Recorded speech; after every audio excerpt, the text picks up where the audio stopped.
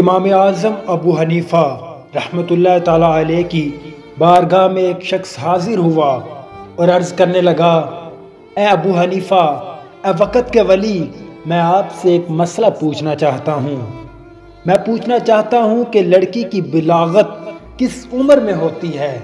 لڑکی کس عمر میں بالغہ ہو جاتی ہے؟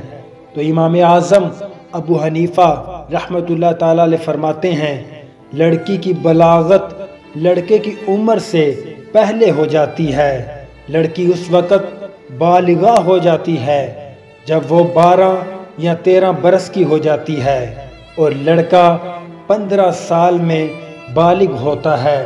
یاد رکھیے، امام اعظم ابو حنیفہ اپنے وقت کے ولی تھے اور لوگ ان کے پاس اپنے مسائل پوچھنے کے لیے آتے تھے۔